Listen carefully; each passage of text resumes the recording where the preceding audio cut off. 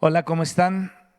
Gracias a Dios por el tiempo que hemos tenido de estudiar esta preciosa epístola de Pedro, inspirada por el Espíritu Santo en la vida del apóstol, hablándonos de sus experiencias espirituales que nos han traído realmente mucha luz con respecto a muchísimos asuntos y vamos a seguir descubriendo más cosas. En esta ocasión nos toca seguir estudiando el capítulo 2 y seguir repasando todo aquello, viendo cómo se va desarrollando todo, sin dejar de nombrar ya los antecedentes para que vayamos poniendo los cimientos otra vez. Esto es necesario hacerlo por dos razones. Uno, por los que no oyeron lo anterior, que yo espero que todos lo hayan oído.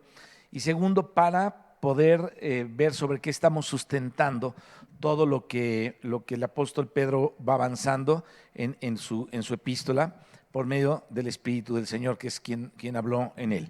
Entonces vamos a hacer una pequeña oración y vamos a dar lectura, vamos a estar todavía sobre estos versículos del capítulo 2, versículo 1 al 4 y del 6 al 8, que es lo que estamos viendo.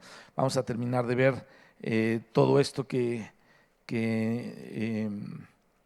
el apóstol o el Señor Jesucristo mediante su Espíritu dejó aquí en esta epístola. Padre, te damos gracias en el nombre de Jesucristo porque nos permite, Señor, reunirnos, aunque sea por este medio de internet, Señor, pero para estar considerando tu palabra, la cual, Señor, nos hace sabios para la vida eterna. Danos entendimiento, Señor, te lo pedimos en el nombre de Jesucristo, y que podamos recibir, Señor, esta leche no maleada, no adulterada, esta leche que no tiene ninguna malicia, Señor, que es tu palabra, para poder crecer y ser, Señor, útiles en tu obra. En el nombre de Cristo Jesús. Amén. Bien, Primera de Pedro 2, 1 y 2 dice: desechando pues toda malicia, todo engaño, hipocresía, envidias y toda maledicencia, desead como niños recién nacidos la leche de la palabra dada sin engaño, para que por ella crezcáis para salvación. Bueno, en el mensaje anterior vimos que tenemos que hacer dos cosas. Primero, debemos desechar la malicia, debemos desechar todo engaño, hipocresía, envidias y toda maledicencia. Segundo, debemos desear la leche de la palabra dada sin engaño, para que por ella podamos crecer en vida. Como hemos visto, el verdadero crecimiento en vida es el aumento de la vida divina en nuestro ser. Ese es el verdadero crecimiento. Según Pedro 2:2, es por la leche pura de la palabra que nosotros podemos crecer para salvación. Es necesario meternos más todavía en todo esto. La palabra griega traducida para también significa resultando en. Entonces, crecer en vida divina resulta en salvación. Esta salvación, como resultado del crecimiento en vida, no es la salvación inicial, la salvación donde el Señor nos rescató del infierno, ¿no? La plena salvación de Dios, mis hermanos, abarca un largo periodo y comienza a partir de la regeneración, incluye la justificación y culmina con la glorificación, según Romanos 8:30, la glorificación de nuestras vidas.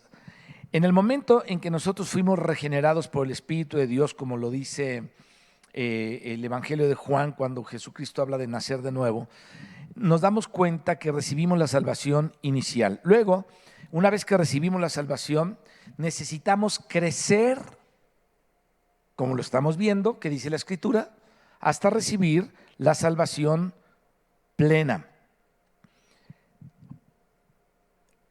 Es decir, la madurez que nos conduce al siguiente paso, que es la glorificación, alimentándonos de Cristo como la leche nutritiva de la palabra de Dios, porque la palabra de Dios, acuérdate que es Cristo mismo. Ahora, esta va a ser la salvación de nuestra alma, la cual nos es revelada o nos será revelada cuando el Señor Jesucristo sea manifestado. Esto lo dice Primera de Pedro 1:5, 9 y 10 y versículo 13, ya habíamos hablado de esto.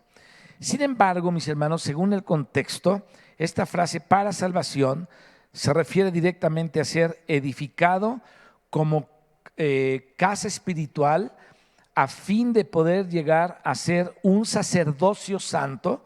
¿Para qué? Para ofrecer sacrificios espirituales, lo cual menciona aquí el versículo 5, y a que anunciemos las virtudes de aquel, aleluya, lo cual se menciona en el versículo 9. Bien, entonces fíjense, si nosotros crecemos para salvación, seremos salvos de la malicia, del engaño, de la hipocresía, de las envidias y la maledicencia, que son las 5 cosas negativas que habla el versículo 1 del capítulo 2. No podemos ser salvos de la malicia, del engaño, la hipocresía, la envidia ni la maledicencia por nuestras propias fuerzas o esfuerzos. Esto no lo logramos, mis hermanos, perfeccionándonos, ni enmendándonos, ni corrigiéndonos a nosotros mismos. Porque ser salvos de todas estas cosas negativas es cuestión de algo más interno. El problema muchas veces de que nos cuesta trabajo avanzar en la vida cristiana es que queremos cambiar por nosotros mismos. Es imposible. No necesitaríamos entonces a Dios. Si pudiéramos cambiar por nosotros mismos, ¿para qué necesitamos a Dios? Dios nos salvó para que aprendiéramos a depender de Él en todo. Nuestros pensamientos, nuestros sentimientos, nuestro modo de hablar, toda nuestra vida tenemos que aprender a depender de Él. Tú y yo por nosotros mismos no podemos producir nada que es del Espíritu si el Espíritu no lo produce adentro de nosotros. Por eso yo le doy gracias a Dios, mi hermano, que si tú has sentido hambre de la palabra, no es porque tú seas muy bueno, es porque el Espíritu de Dios te está dando hambre de la palabra. Aun cuando tú pides perdón por tus pecados, esto no viene de ti mismo. Nadie se puede arrepentir por sí mismo de sus pecados. El Espíritu de Dios tiene que hacer algo en nosotros para darnos una convicción de pecado y poder ir a la presencia de Dios y arrepentirnos de nuestros pecados. Entonces, todo el que se arrepiente de sus pecados es porque el Padre lo llamó a eso. Eso viene de Dios, no de nosotros. Por eso, mis hermanos, me da mucha tristeza de cristianos que son muy livianos en muchas cosas, que pareciera ser que nunca han nacido de nuevo, dan esa impresión. Yo no juzgo quién nació de nuevo y quién no, pero a veces algunos cristianos me dan la impresión de que no han nacido de nuevo porque no se les ve un arrepentimiento o un cambio por medio del arrepentimiento de actitud en sus vidas. Y este es el caso de muchos cristianos en el liderazgo, que son gente que se quieren imponer, que tienen superpoderes, que son los superungidos. Eso no existe, mis hermanos, no existe. Fíjate, dice la Biblia en uno de los salmos: mirad cuán bueno y delicioso es habitar los hermanos juntos en armonía. Y es como el buen óleo sobre la cabeza. ¿Quién es la cabeza de la iglesia? ¿El líder fulano, el líder sutano que está muy ungido? No. Eso, como el diablo ha manejado en la boca de muchos cristianos esa cuestión de la unción. Es que traigo la unción. Yo he oído líderes de iglesias de miles de gentes que dicen, por la unción que yo tengo, dicen ellos, así, pero hasta lo dicen, por la unción que yo, y son seres débiles, con muchos errores igual que nosotros. Y la unción no la tienen ellos, la unción la tiene el cuerpo. Pero la unción no recibe el cuerpo por ser el cuerpo, la unción recibe el cuerpo porque la cabeza está ungida. La cabeza es Cristo. Esto quiere decir que cuando tú estás bajo la cabeza, la unción que recibió la cabeza escurre para abajo al cuerpo y entonces el cuerpo es ungido. No tú solamente, el cuerpo. No estoy diciendo que no hay una autoridad delegada en el cuerpo de Dios, porque esto se puede malentender y de repente podemos empezar a menospreciar a quien Dios puso como líderes, o déjame poner otra palabra, tal vez como los hermanos encargados de la obra, verdaderamente. No estoy hablando de eso, pero aún los hermanos encargados de la obra, si se descuidan, son como cualquier otro que no está tan encargado de la obra y está con más problemas porque tiene más luz. Esto es lo que pasó. Y fíjate, en las salidas de Israel, que está en el capítulo 33 del libro de Números, Dios le dijo a Moisés algo muy interesante. Quiero que vayamos ahí, por favor, y lo podamos ver. Dios habló con Moisés y le dijo, dice aquí, estas son las jornadas de los hijos de Israel que salieron de la tierra de Egipto por sus ejércitos, dice, bajo el mando de Moisés y Aarón. Entonces Dios había designado a Aarón y a Moisés, o a Moisés y Aarón, para sacar a este pueblo bajo el mando de ellos. No se podían mandar solos. En una de estas jornadas, cuando Coré y Abiram y todos esos que se rebelaron en contra del liderazgo de Moisés y de Aarón, sufrieron un juicio de Dios terrible. Pero luego, después de que pasa esa situación, Israel llega a otro lugar y entonces Dios comienza a tratar con el liderazgo y llama a Dios al liderazgo y dice, de esta manera ustedes van a hacer, y entonces incluso Dios les hace una advertencia de muerte si no anuncian las cosas correctas como Dios se las dijo.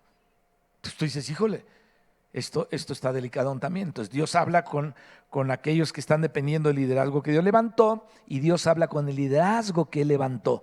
Y dice acá, dice, estas son las jornadas de los hijos de Israel que salieron de la tierra de Egipto por sus ejércitos bajo el mando de Moisés y Aarón. Dice el 2, Moisés escribió sus salidas conforme a sus jornadas por mandato de Jehová. Estas pues son sus jornadas con arreglo a sus salidas. Y comienza de Ramesés, salieron en el mes primero, los 15 días del mes primero, el segundo día de la Pascua, salieron los hijos de Israel con mano poderosa a vista de todos los egipcios. Fíjate, los israelitas no salieron por sí mismos, ni salieron por Moisés mismo y por Aarón mismo, sino con mano poderosa de Dios sobre los líderes que Dios había levantado. Pero era el poder de Dios que te saca del mundo, que te saca de Egipto, que te hace nacer de nuevo, que te lleva a Dios. Entonces Jesucristo, en el capítulo 15 de Juan, dijo que nosotros no podemos hacer nada separados de Él. Nada. Por eso es importante que entendamos que para ser edificados como casa espiritual hasta ser un sacerdocio santo y ofrecer sacrificios espirituales a Dios, dice que nos tenemos que preparar, y esto se menciona en el versículo 5, dice, y que anunciemos las virtudes de aquel que menciona en el versículo 9. Así es que tenemos que entender que para ser salvos de la malicia, del engaño, de la hipocresía, de las envidias, de la maledicencia, no es por nuestros propios esfuerzos. No podemos salir, no podemos ser cristianos por nosotros mismos. Tenemos la necesidad de la dependencia de Dios.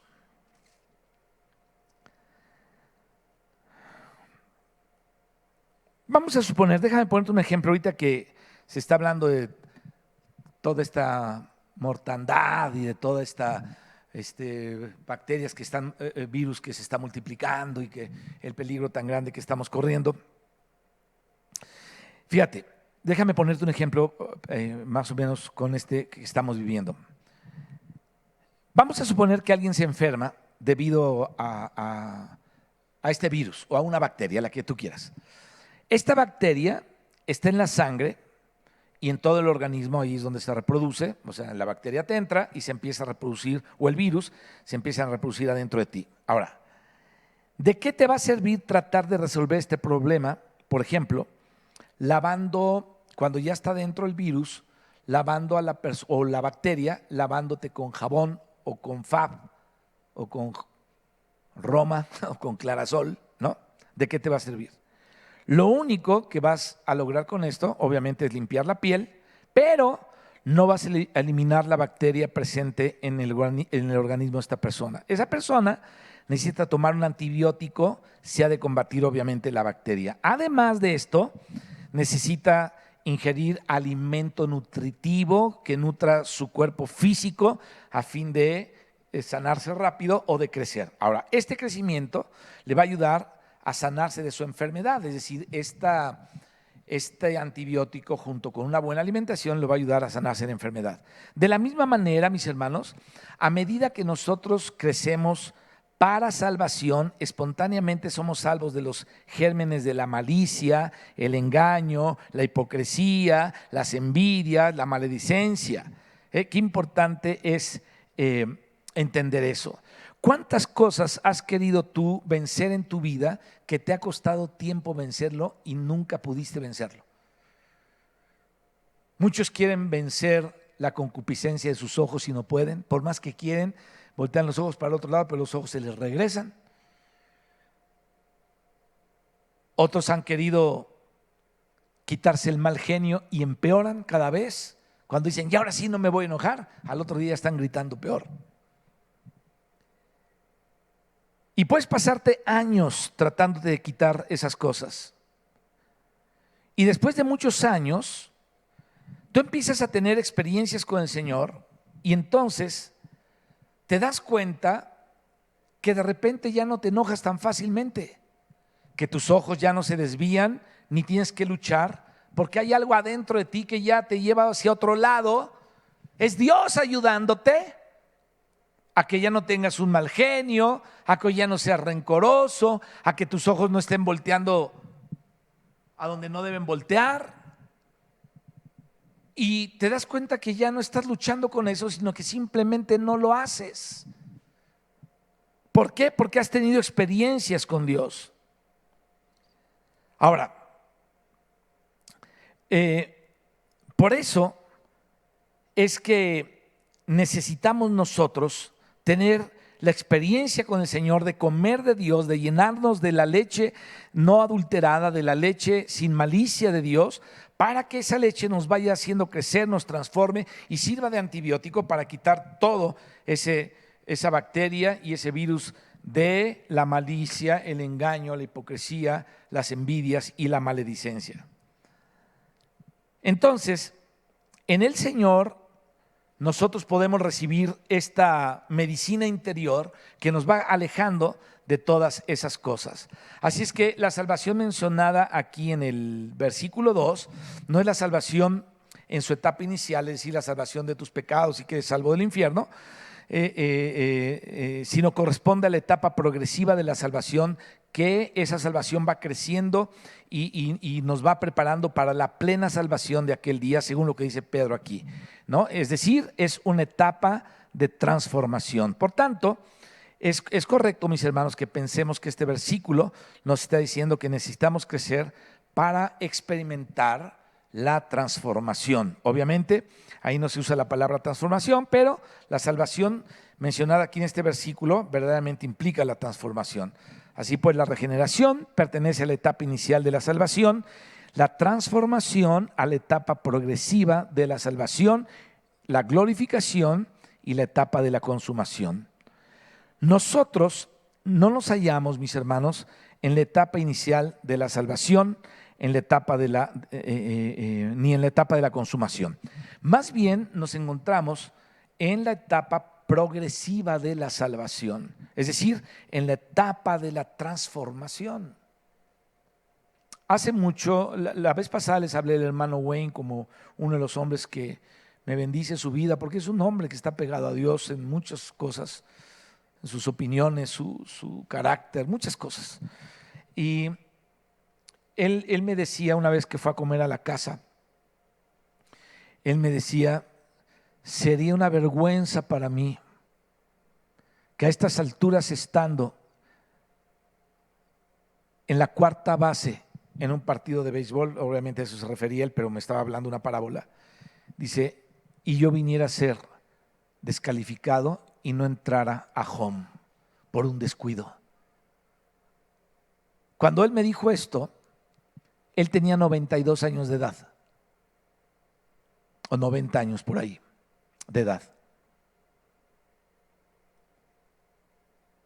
Él lo que me está diciendo es que todavía aún a mi edad necesito cuidarme de muchas cosas, porque sería una vergüenza que casi en la entrada a home yo fuera descalificado.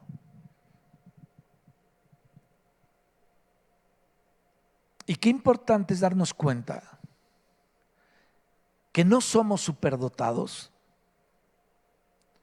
que necesitamos depender de Dios,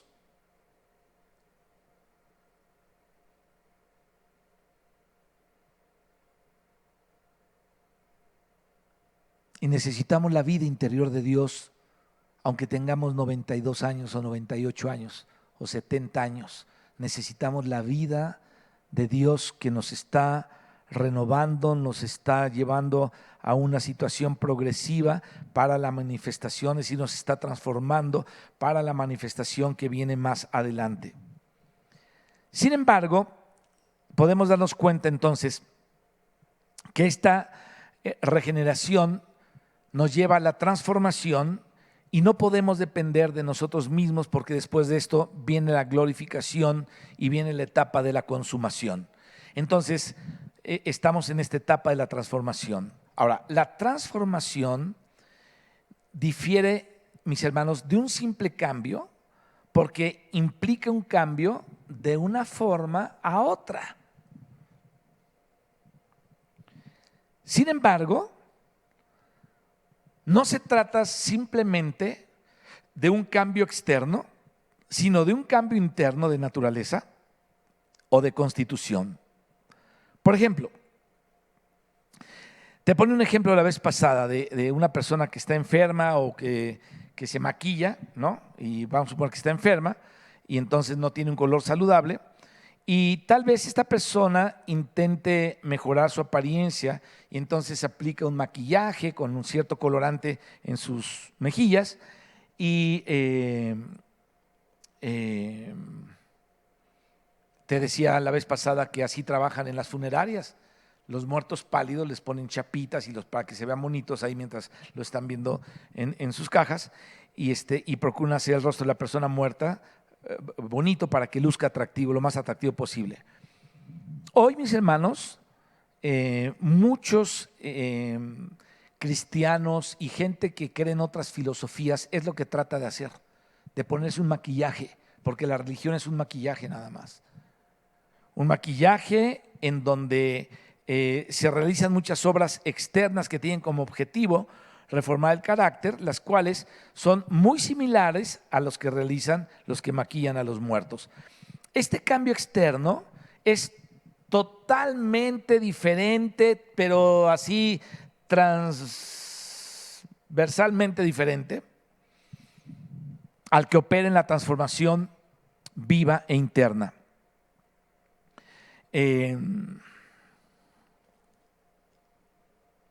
Cada vez que nos enfermamos, obviamente si te enfermas del estómago, no puedes seguirte comiendo unas quesadillas de chicharrón, un pozole rojo o comerte unos pambazos con papa y chorizo, ¿no? Si estás enfermo del estómago, sino que tienes que comer comida sana.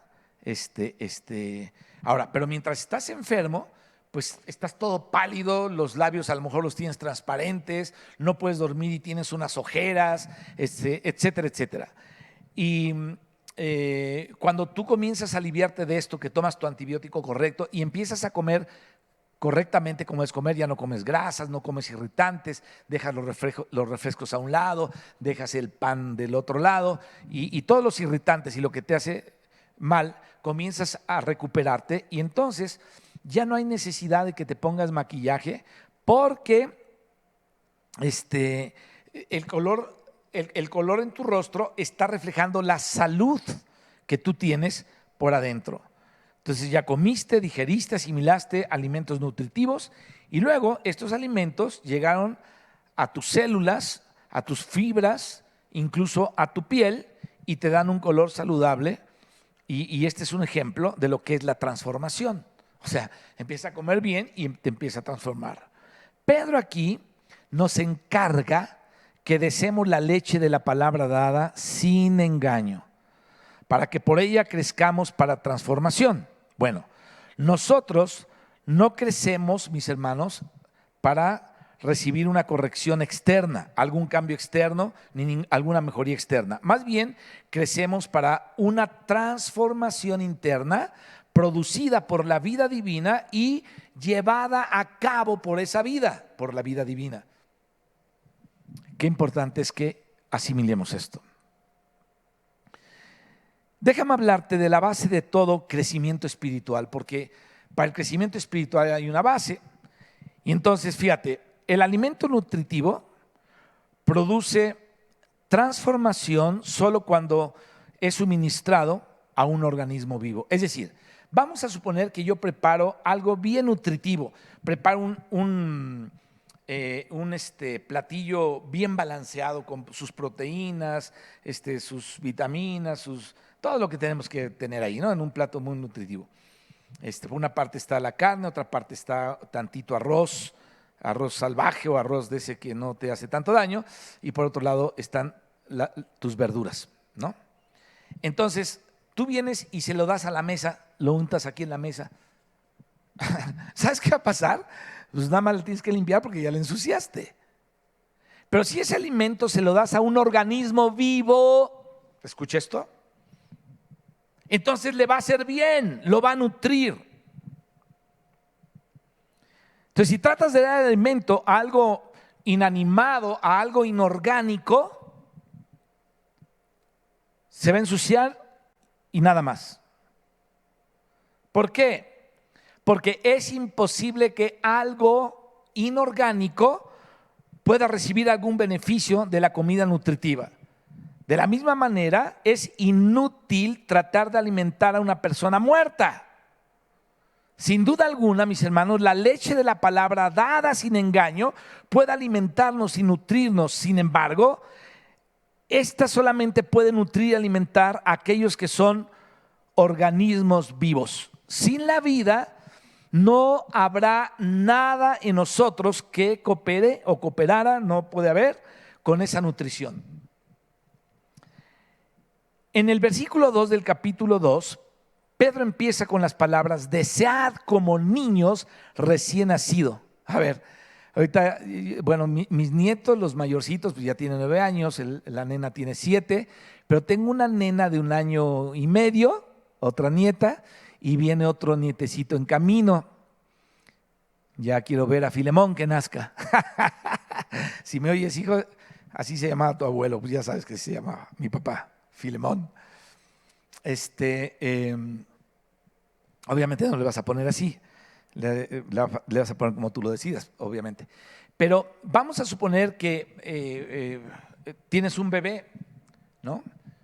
Y le cambias el pañal, lo bañas y el niño empieza a llorar. ¿No? Está llorando ahí. No sé si es un gato, un niño, pero un niño, supongo que es un niño. Entonces, tú dices, bueno, ¿por qué lloras si ya lo cambié desde la mañana? Ya es el mediodía, no, el niño está bañadito, está todo. Pues porque está deseando la leche, está deseando su alimento, está llorando, dale de comer y se va a callar. Necesita nutrirse. A esto se refiere el apóstol Pablo: desead como niños recién nacidos. Esta palabrita recién nacidos obviamente hace alusión a un organismo vivo, ¿no? Dice: desead como la mesa, la leche espiritual no adulterada. Pues la mesa no desea leche, no es un organismo vivo. Un niño recién nacido tiene vida y es orgánico.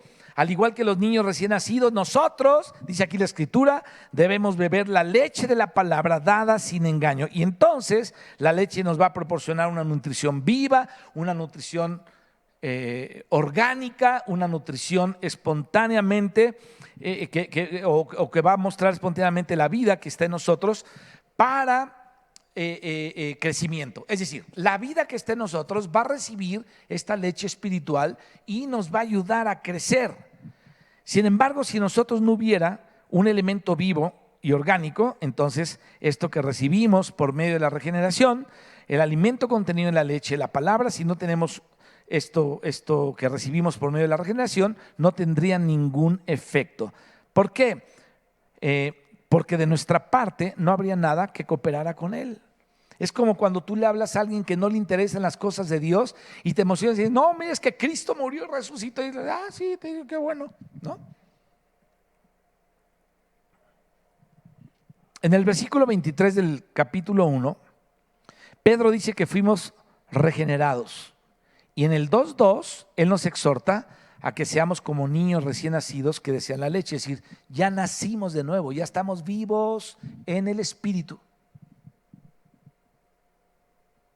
Entonces ya la leche no adulterada o sin malicia ya puede hacer un efecto adentro de nosotros.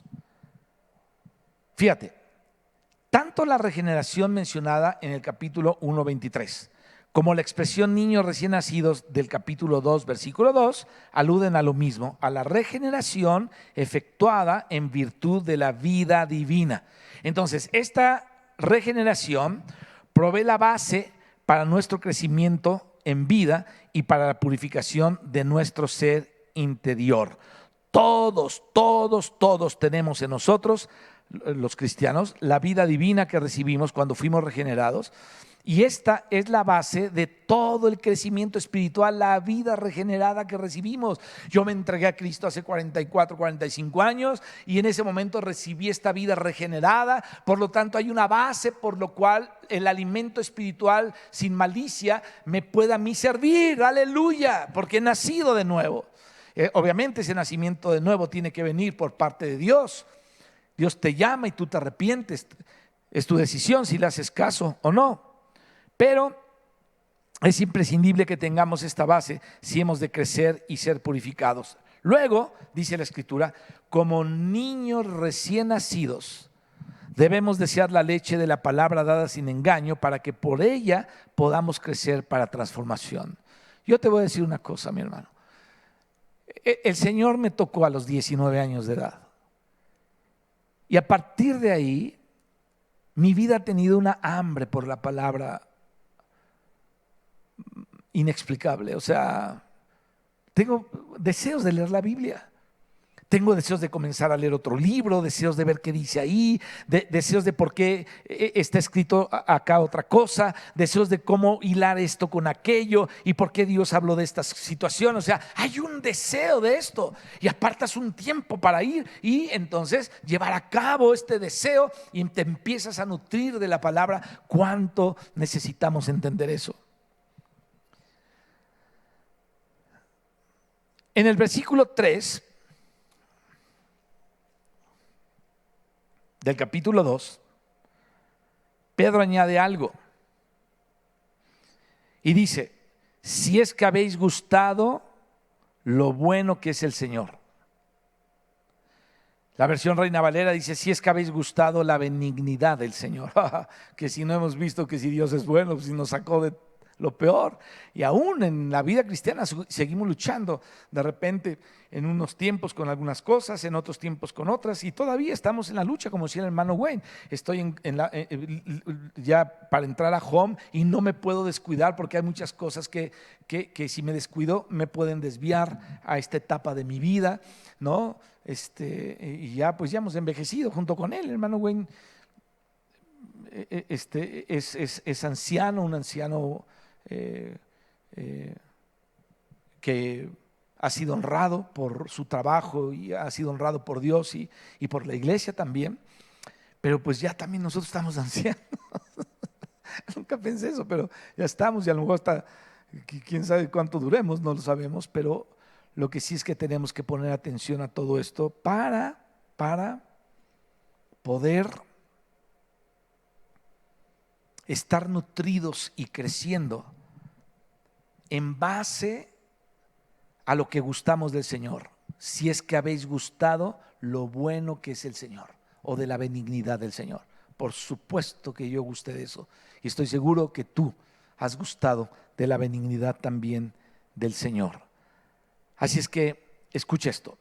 Según este texto, este versículo del 3 del capítulo 2, podemos gustar, podemos probar al Señor y podemos probar su sabor, que es agradable y bueno. Bueno y agradable es Dios, lo hemos gustado así. Cuán bueno es el Señor y qué agradable es el Señor. Con Él hemos pasado tiempos impresionantes. Aún los tiempos malos los hemos pasado con Él. Y qué agradable es poder gustar, probar al Señor. Y su sabor es agradable y bueno. Si gustamos de Él, anhelaremos la leche nutritiva del Señor. Porque una vez que probaste de Él, dices: oye, necesito más de esto. Es interesante. Una vez una mujer me decía, en mis primeros 2 años de cristiano, una mujer me decía, Juanito, Yo tenía 21 años. Esto se te va a pasar pronto. Todos pasamos esa etapa. Ella ya murió, seguramente, porque ya en aquel entonces tendría cerca de 60 años, cuando yo tenía 21. Y lástima que no la puedo ver para decirle, mire, señora fulana de tal, me acuerdo su nombre, pero no lo voy a decir. Mire, señora fulana de tal, ya tengo 64 años y tengo hambre de Dios. He gustado lo bueno, lo delicioso que es el Señor. He gustado de su benignidad, de lo bueno que Él es. Por lo tanto, soy atraído a Él una y otra vez, por 45 años.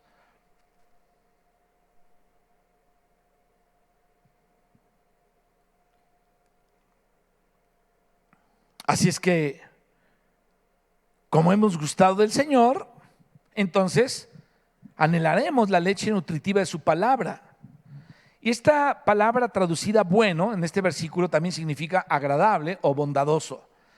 Entonces Pedro tenía la certeza, mis hermanos, de que a los que les estaba escribiendo esta epístola habían sido regenerados. Sin embargo, él no estaba muy seguro de si ellos habían gustado o no del Señor, ¿no? O sea, no estaba tan seguro, y por eso es que dijo, si es que habéis gustado lo bueno que es el Señor. Es algo que yo te puedo decir ahorita a ti. Fíjate, si tú quieres experimentar toda esta leche espiritual y desearla como niño recién nacido para salvación, la leche espiritual no adulterada o no con malicia, para que crezcáis, bueno, lo puedes hacer, pero lo puedes hacer solamente si has gustado lo bueno que es el Señor.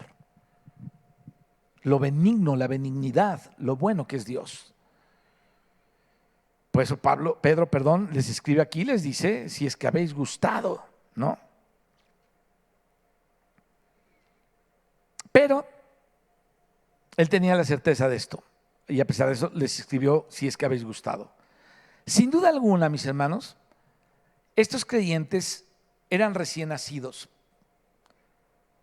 pero como lo indica el versículo 3, es posible que algunos de ellos no hubieran gustado lo bueno que era el Señor. Hoy en día, aunque millones de creyentes han sido regenerados, una gran cantidad de ellos jamás ha gustado lo bueno que es el Señor. A veces queremos medir a Dios por experiencias objetivas. Que Dios me dé dinero, que Dios me quite, me ponga, me dé, me multiplique. Y en eso se basa nuestro aprecio por el Señor. Pero no discernimos la obra interna que Él está haciendo. Y ahí es donde debemos gustar lo bueno que es el Señor.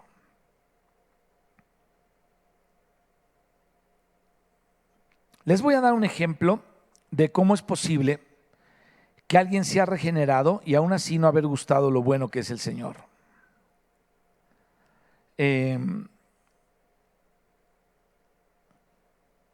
Vamos a suponer que hay una persona que fue salva hace 2 años, que fue redimida, regenerada, y después de haber asistido a algunas reuniones cristianas, un día ella se pone de pie y da un testimonio y dice que su esposo había perdido el trabajo y que no tenía con qué pagar la renta que estaban pagando.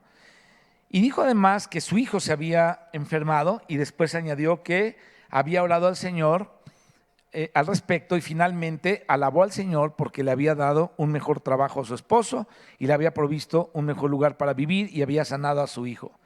Y entonces cuando esta persona concluye todo esto, dice, aleluya, el Señor Jesús es poderoso y Él vive, ¿no? Y todos dicen, amén, ay, qué bueno, porque es en las cosas que nos gloriamos. Pero vamos a examinar este testimonio detenidamente y preguntémonos si dicho testimonio corresponde al de una persona que ha gustado al Señor. Escuchen bien lo que les digo. Yo creo que no corresponde al testimonio de una persona o de alguien que haya gustado lo bueno que es el Señor. No sé si en otros tiempos pensamos que así era, pero creo que después de haber visto que el Señor le da una casa, después de haber visto que el Señor le da un empleo, que el Señor sana a su hijo, pues podríamos decir que bueno es el Señor.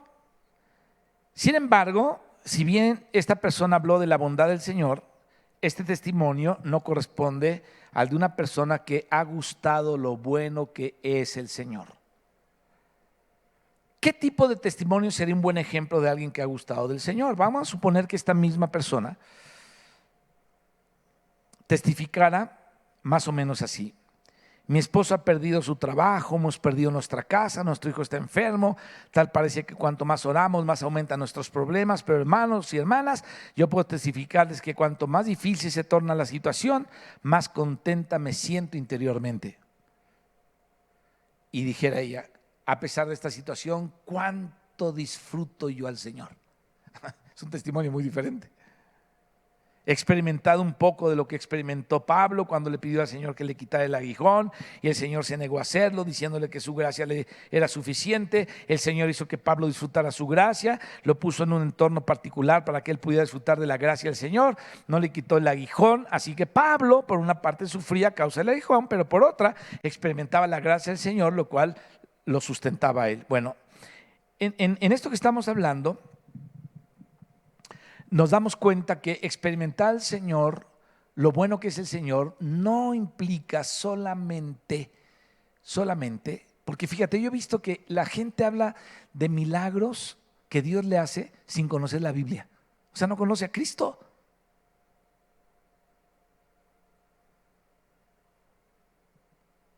Aquí en México, no sé si todavía esté, hace mucho que no voy por ahí, en un eje vial que pasa por la delegación, creo que es la Benito Juárez, había un árbol que tenía forma de cruz y la gente le empezó a pedir milagros.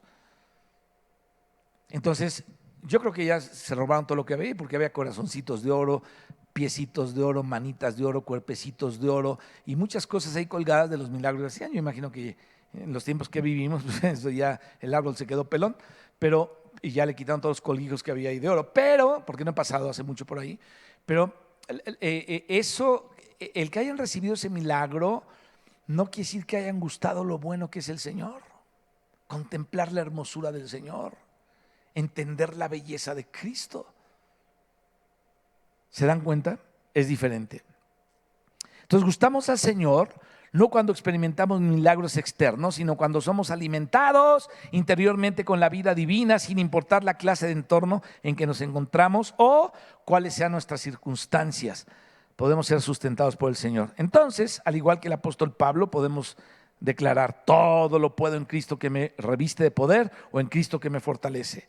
Podemos pasar la prueba tanto de las riquezas como de la pobreza, tanto de las circunstancias agradables como de las difíciles, porque lo que nos preocupa no es la situación externa, sino recibir alimento interior. Y aquí han fallado tantos. Déjame sentarme acá un poquito y déjame decirte cuántos han fallado. Yo los conozco a varios que han fallado, en donde dicen que la pobreza es una maldición, y es gente que no supo llevar a cabo su matrimonio ni su hogar adelante, ya rompieron con todo eso y siendo ricos, siendo como cristianos empresarios o algo así, no les funcionó, porque ellos no gustaron lo buena que era el Señor. Ellos solamente recibían los milagros materiales. Cómo se empezó a enseñar, cómo Satanás distorsionó todo esto, y entonces ellos empezaron a medir a la gente por el dinero que tenían.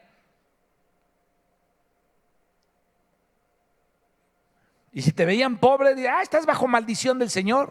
Y cuando tú averiguabas, en algunos de ellos, algunos ya se fueron con el Señor, ¿cómo obtuvieron sus riquezas? Eran unos ladrones y estafadores. Hicieron fraudes. Algunos tuvieron puestos en el gobierno o concesiones extrañas, chuecas. Dios no aprueba eso. Esa no es la prosperidad de Dios. Esa es artimaña de la carne donde el diablo se manifiesta, y presumen que eran de la alta sociedad o que eran gente de mucho dinero, pero algunos, y te estoy hablando de líderes.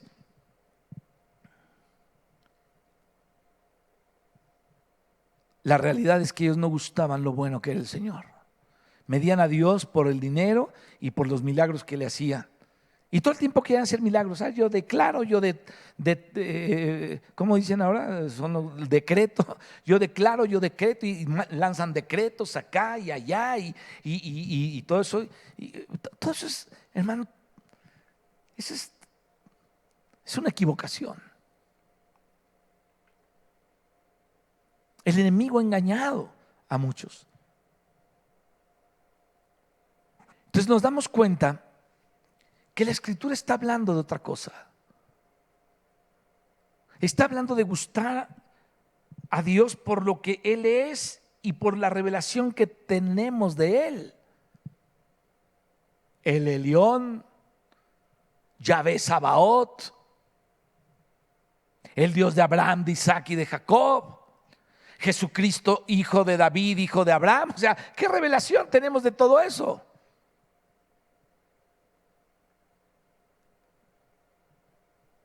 Y de todo lo que Dios ha llevado a cabo con lo que Él es. Por ejemplo, el Dios de la Trinidad, el Dios triuno, el trabajo del Padre, el trabajo del Hijo, el trabajo del Espíritu Santo, que es un solo Dios. Eso lo dijo al final del Evangelio de Mateo. Bautícenlos en el nombre, no dijo en los nombres, en el nombre del Padre, del Hijo y del Espíritu Santo. O sea que el nombre de Dios es el Padre, el Dios único es el Padre, el Hijo y el Espíritu Santo. Entonces, comprender todas esas cosas y muchas más que hay, es poder entender y gustar lo bueno que es el Señor y lo precioso que ha sido con nosotros. Que Dios, mis hermanos, nos deje ver esta preciosura de Él y que contemplemos su gloria y podamos decir como el salmista: una cosa he pedido a Dios, esta buscaré, está en los atrios del Señor todos los días de mi vida para contemplar su hermosura.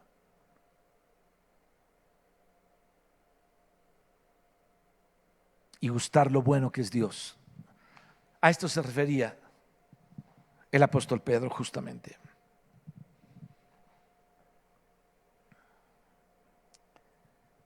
Aquí en estos versículos, Pedro nos da a entender que si hemos gustado lo bueno que es el Señor, ciertamente anhelaremos la leche que está en la palabra. En el versículo 4, Pedro declara que Cristo es una piedra viva. Dice: acercándoos a Él, piedra viva, gloria a su nombre. Él es una piedra viva, de Él hablan los profetas, de Él habla Isaías, de Él habla Zacarías y de Él hablan otros profetas. Desechada por los hombres, mas para Dios escogida y preciosa. Esta palabra acercándose se puede traducir también aproximándoos o allegándonos, aproximándonos o allegándonos a Dios.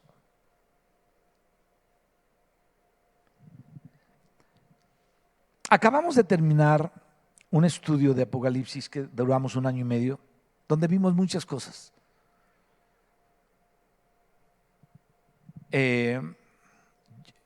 Lo que tratamos de hacer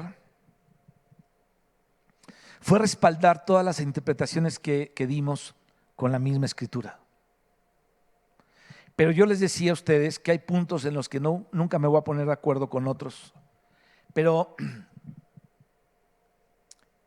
pensamos que de repente podemos llegar a tener toda la revelación y que lo que dice el otro no es sino lo que yo digo, porque se lo oí a otro o lo leí de otro libro. Sin embargo, creo yo que lo que podemos decir es que hicimos una aproximación al Apocalipsis. Nos aproximamos, nos acercamos a él con temor y temblor de no aumentarle ni quitarle, pero solamente nos aproximamos a él para vislumbrar más o menos cómo está la escena, pero al final de cuentas todo se va a llevar a cabo como Dios lo va a hacer. ¿Medio entendimos algo tal vez? Entonces, esta palabra habla de eso, acercándonos a Él, aproximándonos a Él. Una piedra viva no solamente posee vida, sino que crece en vida. Cristo es la piedra viva para el edificio de Dios, es la piedra angular.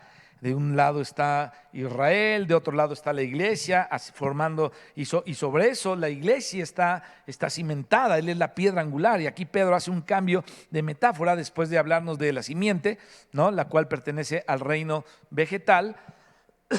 Versículo 22, 3 y 24 nos habla de una piedra la cual pertenece al reino mineral. Entonces, la simiente sirve para plantar vida, pero la piedra es útil para edificar. Capítulo 2, versículo 5. Entonces, fíjate, el pensamiento de Pedro pasa de la siembra a un edificio, es decir, de la siembra de la vida al edificio de Dios. De repente Pedro cambia de parábola, ¿no? Ahora, con respecto a nosotros, Cristo es la simiente que nos imparte vida, Él es la semilla que nos es sembrada. Cuando tú estás comiendo de la leche espiritual no adulterada, no con malicia, te estás llenando de Cristo, te estás sembrando a Cristo. Entonces Él nos imparte vida. Pero con respecto al edificio de Dios, Cristo es la piedra. Entonces, con respecto a nosotros, Él es la simiente que nos imparte vida, y con respecto al edificio de Dios, Cristo es la piedra. Bueno, después de recibirle como la simiente de vida, necesitamos crecer en Él y experimentarle como la piedra que vive en nosotros. Y de este modo, Él también va a hacer de nosotros piedras vivas, dice aquí la Escritura, transformadas con su naturaleza, ¿no? Déjame decirlo así, de piedra, pétrea, tal vez sea la palabra, con su naturaleza de piedra, a fin de poder ser edificados juntamente con otros como casa espiritual sobre el mismo fundamento y la piedra angular de la que habló el profeta Isaías, por ahí del capítulo 28, versículo, no sé si el 16, por ahí habla acerca de esto. Ahora, la palabra griega traducida preciosa significa también honorable, y es diferente de la palabra que utiliza en el versículo 19 del capítulo 1, que denota preciosidad en esencia. Esta denota una preciosidad que el hombre reconoce y que tiene en alta estima. Qué tremendo, la piedra angular, la que admiramos, la que tenemos en una estima muy alta, sobre la cual tú y yo podemos cimentarnos, sobre la cual tú y yo podemos pararnos y crecer. Entonces la apreciamos muchísimo, es de alta estima. En los versículos del 6 al 8 del capítulo 2 de Primera de Pedro, él habla más, es decir, abunda más acerca del tema de Cristo como la piedra. El versículo 6 dice: por lo cual también contiene la Escritura: he aquí pongo en Sión una piedra angular, escogida, preciosa, y el que cree en él jamás será avergonzado. Esto indica, mis hermanos, que Cristo es una piedra que ha sido escogida por Dios para ser piedra angular de su edificio. Efesios 2:20 habla de esto. Ahí dice Pablo: siendo la piedra del ángulo Cristo mismo. Qué tremendo. Entonces, tanto aquí en este versículo como en el otro, menciona justamente a Cristo, no como el fundamento, sino como la piedra del ángulo.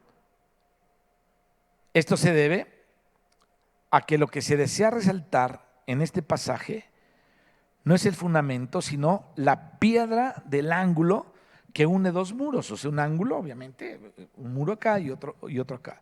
Une dos muros, es decir, el muro puesto por los creyentes judíos y el muro puesto por los creyentes gentiles. Entonces, cuando los edificadores judíos rechazaron a Cristo, ellos lo rechazaron a Él como la piedra del ángulo. Esto está escrito en Hechos 4, versículo 11 y Primera de Pedro 2, 7. Vamos a leer el 7. Dice acá, dice: para vosotros pues, los que creéis, Él es precioso, pero para los que no creen, la piedra que los edificadores desecharon ha venido a ser cabeza del ángulo. Es decir, como aquel que va a unir, Él es la piedra angular, como aquel que va a unir a gentiles para edificación y a judíos para edificación de la casa de Dios. En el 2:7 Pedro añade: para vosotros pues los que creéis, Él es precioso o Él es lo más preciado. Pero para los que no creen, piedra que los edificadores desecharon, ha venido a ser la cabeza del ángulo. Fíjate, esta palabra preciado es una palabra que se traduce o similar a preciosa. En los versículos 4 y 6 habla de esto. Ahora, el propio Cristo, escogido como piedra por Dios, como la piedra angular que Dios considera preciosa, es lo más preciado para los que creemos. Fíjate, Dios escogió esta piedra preciosa. Para Dios, Cristo es lo más precioso que hay. No hay nada más precioso para Cristo que su Hijo. Nada. ¿Por qué ama Dios a la iglesia? Porque el contenido de la iglesia es Cristo. ¿Por qué Dios te ama a ti? Porque el contenido que traes tú adentro se llama Cristo. Porque para Dios no hay nada más precioso ni más apreciado que su Hijo Jesucristo. No lo hay. Él es la piedra angular que Dios considera preciosa. Y entonces esta piedra angular que Dios considera preciosa, te lo repito, es lo más preciado para los que creemos y para los creyentes.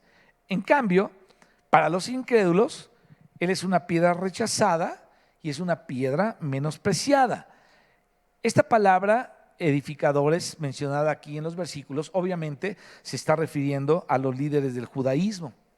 Mira, vamos a este texto, Hechos 4:11, vamos ahí por favor rápidamente al libro de los Hechos, porque ahí lo nombran los discípulos cuando sufrieron cierta persecución. Dice, este Jesús es la piedra reprobada por vosotros los edificadores, la cual ha venido a ser cabeza del ángulo.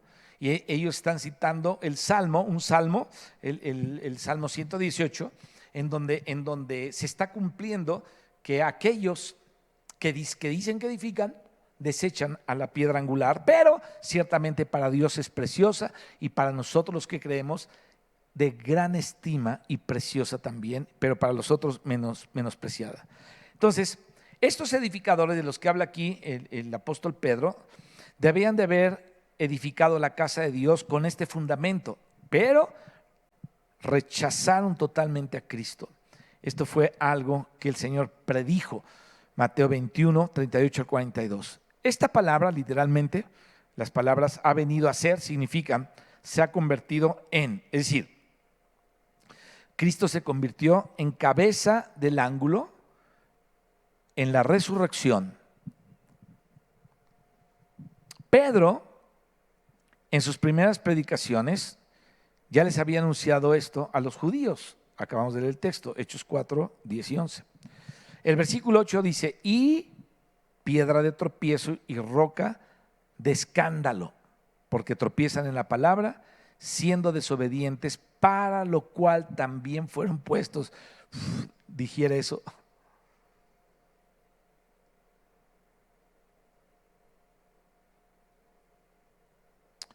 Fíjate, aquí se nos revela algo interesante. Este Cristo confiable del versículo 6, estamos en Pedro, al ser rechazado, vino a ser una piedra en la cual tropezaron todos los judaizantes que lo rechazaron. Mateo 21, 44. Esta frase, lo cual, se refiere a la desobediencia de los judíos, lo cual les hizo tropezar. Déjame comentarte algo. Yo sé que muchos de ustedes han leído la Biblia ya varias veces y más o menos tenemos un panorama de toda la historia de la intervención de Dios con el hombre. Conocemos la simiente desde los tiempos de Génesis, en donde el Señor Dios le profetiza o da una profecía en Génesis 3, 15 específicamente, en donde la simiente de la mujer pisaría o aplastaría la cabeza de la serpiente. Cristo nació de una mujer, Él es el que nació de una mujer, y obviamente pisó y destruyó al diablo en la cruz. Eso dice la Escritura, por el Espíritu en boca de Pablo, anulando los decretos contrarios, los exhibió públicamente, ¿no? El Señor, a los ojos del Señor, el diablo ya está destruido. Pero tú te das cuenta que cuando Dios llama a Abraham y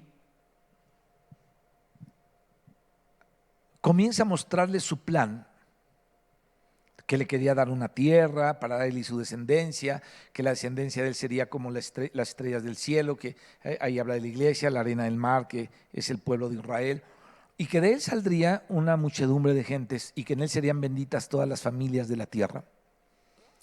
Y él dijo, yo seré tu escudo, etcétera, etcétera. Tú te das cuenta que en medio de todo ese caminar, aunque eran hebreos y judíos, o hebreos, vamos a llamarle hebreos, todos ellos, o no todos ellos, estaban en la fe o estaban en el camino correcto o en el camino que Dios había trazado.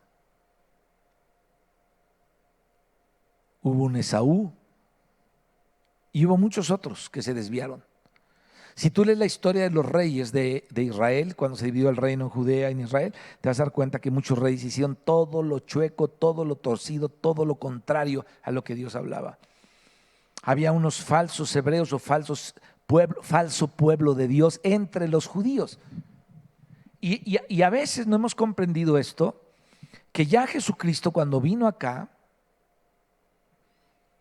los suyos lo rechazaron. Ok, tenía que ser así, pero no tenía que ser así porque Dios eligió que fuera así. O sea, Dios quiso que fuera así porque el pueblo se había desviado. Y por ahí del capítulo 12 del Evangelio de Mateo, Jesucristo les dice a aquellos que lo rechazaron que no verían más su rostro hasta que dijeran bendito el que viene en el nombre del Señor. Y ve la historia. Lo mismo pasa con la iglesia. No todos los que están en la iglesia son creyentes. No todos los que están ahí son nacidos de nuevo. Hay muchos falsos cristianos que el enemigo ha sembrado. Entonces, cuando la verdad vino, cuando se tenía que manifestar la verdad, se manifestó todo lo que la gente era y quién era qué. ¿No? O sea, quién era lo que era. Y los fariseos no solamente quisieron matar al Señor Jesucristo, que lo llevaron a la muerte con los romanos, sino que a todos los seguidores los amenazaron y terminaron matándolos a muchos de ellos. Y Pablo estaba entre ellos, aunque después Dios lo tocó y lo salvó. Pero ahí por el capítulo 26 o 27 del libro de los Hechos, donde el apóstol Pablo está dando delante de los gobernadores su testimonio, dice: yo los perseguía, consentía en su muerte, los encarcelaba, iba a cualquier parte atrás de ellos para matarlos y para encarcelarlos, todo, dice, por el celo que yo tenía. Pero en verdad que la gracia de Dios bendijo a Pablo. Sin embargo, Dios le disciplinó y le dijo: así como tú has perseguido a la iglesia, yo te voy a hacer ver lo que cuesta seguirme a mí. Y ve a Pablito cómo le fue. Sin embargo, este hombre amó al Señor, no lo soltó y Dios lo utilizó tremendamente para revelar misterios que no han sido revelados. Dios lo apareció, incluso él escribió un evangelio. Romanos es el evangelio de Pablo, el evangelio de Dios que él predicaba. Entonces te digo esto para que nos demos cuenta que no debemos pensar que nada más porque tiene el nombre de judíos, todo el mundo ya son los elegidos de Dios y muchos le siguen rechazando, muchos. Y aún entre la iglesia existe eso. La pregunta es: ¿para quién es preciosa esta piedra O sea, para Dios es preciosa, pero ¿para quién de nosotros también es considerada como algo increíblemente, no sé cómo llamar la palabra, pues como algo precioso también? Esta piedra que los edificadores desecharon. Fíjate, si tú estás llevando a otros a Cristo, tú eres un edificador. Si tú asistes a una iglesia, o eres parte de una iglesia, tú eres un edificador también. ¿Sobre qué estás edificando? ¿A quién estás apreciando para edificar? Para vosotros los que creéis, Él es lo más preciado, pero para los que no creen, la piedra que los edificadores desecharon ha venido a ser cabeza del ángulo, ¿no? Qué tremendo. Así es que el Señor convirtió por medio de la resurrección a Cristo como cabeza del ángulo. Y en sus primeras predicaciones el apóstol Pedro ya les había anunciado esto a los judíos, porque quien habló aquí en el capítulo 4 de Hechos, versículo 10 y 11, era Pedro. Entonces, Pedro da un gran salto aquí en el versículo 4, porque después de hablarnos de la leche de la palabra, nos habla de la piedra viva, y al parecer no hay un puente o una conexión entre la leche y la piedra. Primero Pedro indica que el Señor es la leche y la palabra que nos nutre, y después nos dice que el Señor es la piedra viva. Déjame hablarte sobre esto, de experimentar a Cristo como leche y como la piedra. Porque de esto se trata, de que experimentemos al Señor. No se trata de decir, ay, quiero saber esto porque lo quiero predicar, porque muchos piensan así, una mentalidad de niños, ¿no? Quiero saber esto porque lo voy a predicar. No, Señor, no quieras saber esto para predicarlo.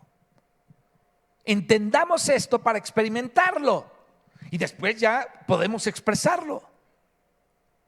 Pero necesitamos experimentar a Cristo como leche y como la piedra. Fíjate, según el versículo 4 dice, debemos acercarnos a Cristo. Oh, mi hermano, no es un acercamiento físico, es un acercamiento de tu corazón a Cristo. Todos los días, tú dices, es que yo sí ya me acerqué un día. No, Señor, diario tenemos que acercarnos a Cristo. Entonces, aquí habla de un acercamiento a Cristo. Debemos acercarnos, dice el capítulo 4, a Cristo, la piedra viva. Ahora, ¿cómo podemos acercarnos a Él? Nos acercamos al Señor bebiendo la leche de la palabra. Esto está escrito aquí mismo. Acercándose a Él, piedra viva, desechada ciertamente por los hombres, mas para Dios escogida y preciosa. Entonces nos acercamos al Señor bebiendo la leche y la palabra. No sé si tú te habías dado cuenta alguna vez que al beber la leche y la palabra te estás acercando al Señor. Qué preciosa es la palabra del Señor. ¿Qué representa la leche de la palabra? Te voy a decir qué representa la leche de la palabra. Al Señor Jesucristo mismo. Aleluya. Por lo tanto, cada vez que bebemos leche, estamos acudiendo al mismísimo Señor. Nos estamos acercando a Él. Estamos bebiendo de Él. Qué impresionante. Ahora, ¿conoces tú alguna otra forma de acudir a la palabra que ingieres? Por ejemplo, mi esposa me hace de comer, mi chiquitita, la ñeña, mi Gladys me hace de comer. Y yo estoy arriba de la casa, en la parte de arriba, y de repente oigo, ya está la comida baja. Entonces yo me tengo que acercar, tengo que bajar las escaleras, acercarme a la mesa, ayudarle a poner la mesa. y acercarme, entonces ella me sirve y yo me acerco a la comida para comerla. Por eso te digo, ¿conoces tú alguna otra forma de acudir a la comida que ingieres? Es decir, ¿de qué manera te acercas tú a la comida? ¿No te acercas a ella comiéndola? Cuando ya estás con la comida, le empiezas a dar las primeras cucharadas a la sopa, bla, bla, bla, ¿no? Entonces, te acercas a ella comiéndola, obviamente, así es como nos acercamos a la comida, comiéndola. Entonces, todos nos acercamos a la comida de esta manera. Lo mismo se aplica con respecto al hecho de acercarse a Cristo, la piedra viva. En el versículo 4, la palabra acercándoos equivale a beber. Entonces, cada vez que bebemos la leche, nos estamos acercando al Señor, acercándonos a Él. Bébetelo, cómetelo, aliméntate de Él. De eso se trata, nos acercamos hacia el Señor. Hemos visto que Pedro parece dar un salto porque luego de hablarnos del Cristo que es la leche, nos habla del Cristo que es la piedra, y esto implica que la leche llega a ser la piedra. Ahora, ¿cómo puede ser esto? Bueno, para nosotros esto es imposible, pero no lo es para el Señor. Él es todopoderoso y Él es todas las cosas. Él es tanto la piedra como la leche. Ahora, ya que Cristo es todo, Él es la leche y también la piedra. Entonces no podemos agotar todos los aspectos de Cristo. Él es la leche, Él es el pan y ahora vemos que Él es la piedra. Según el capítulo 2, versículos 6 y 8, Cristo no solamente es la piedra útil para el edificio, sino también la piedra que sirve de tropiezo y desmenuza. Híjole, eso está, pues es otro aspecto, ¿no? Incluso en calidad de piedra, Cristo incluye todo esto. Bueno, Él puede edificarnos y hacernos tropezar y puede aún desmenuzarnos. Necesitamos, entonces, experimentar más de Cristo como la leche y experimentar más de Cristo también como la piedra.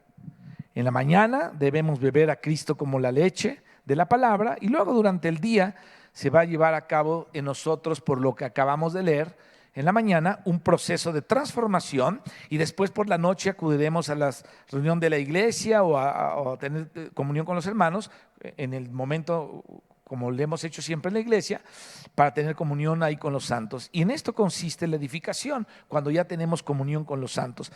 Hay gente que no le gusta asistir a la iglesia y te pone cualquier pretexto. No, es que esto, es que el otro, es que ya estoy grande, es que no puedo, es que...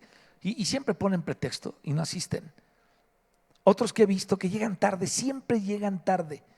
¿No has visto esos que llegan siempre tarde? A interrumpir todo, a hacer cosas raras. Y luego se pasan hasta adelante, que es lo peor. Están aquí, están allá. O sea, no es la actitud correcta que debemos tener.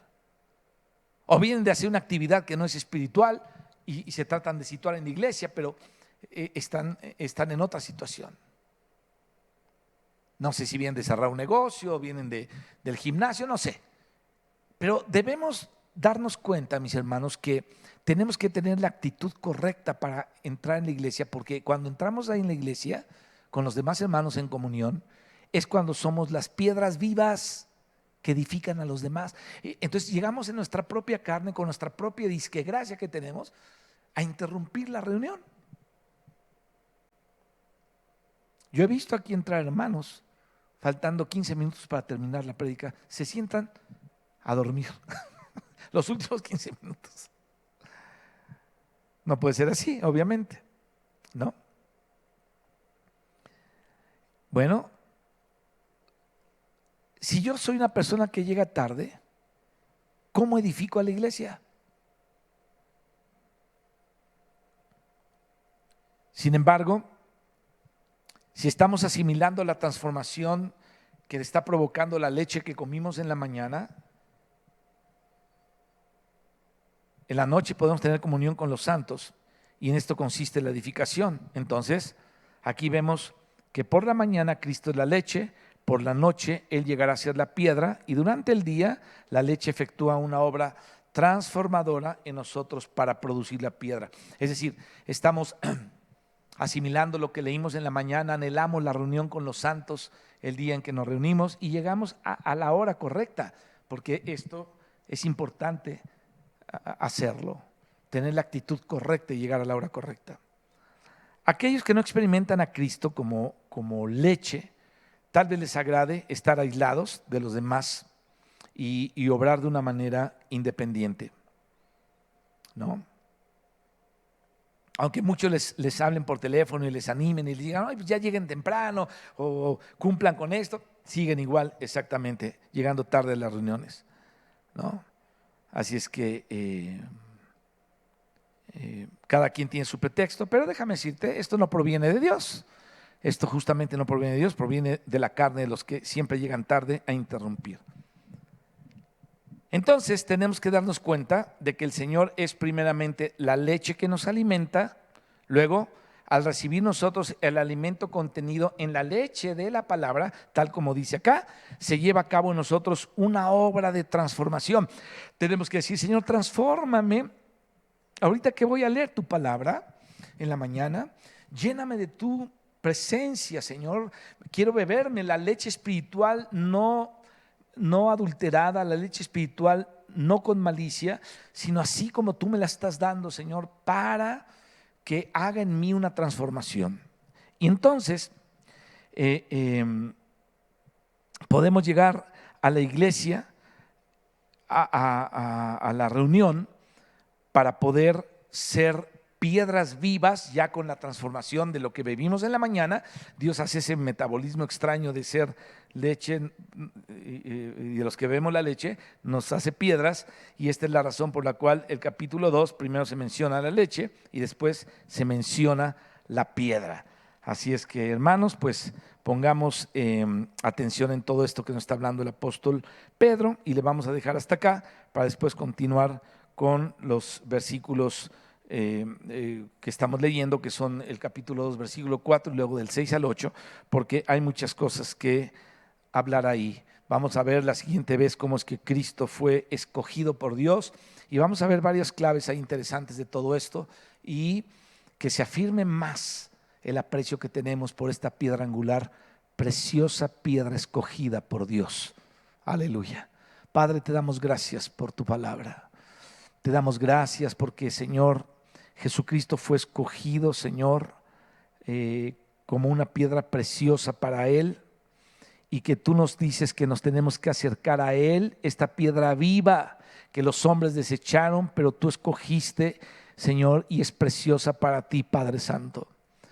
Y que nosotros como piedras vivas debemos ser edificados como casa espiritual y sacerdocio santo para ofrecer, Señor, sacrificios espirituales aceptables a ti por medio de Jesucristo. Oh bendito Dios, gracias por tu palabra. Te pido, Padre, que esta palabra se haga una realidad en nuestra experiencia, en la experiencia de tu iglesia, en el nombre de Jesucristo. Llénanos de tu paz al estar ocupados en estas cosas, Señor. Y hablaremos de cómo debemos ocuparnos de tantas cosas que tú quieres que nos ocupemos. Señor, a ti sea la gloria y la alabanza en Cristo Jesús. Amén. Dios les bendiga, mis hermanos, y nos vemos en el próximo estudio. Cuídense, bendiciones.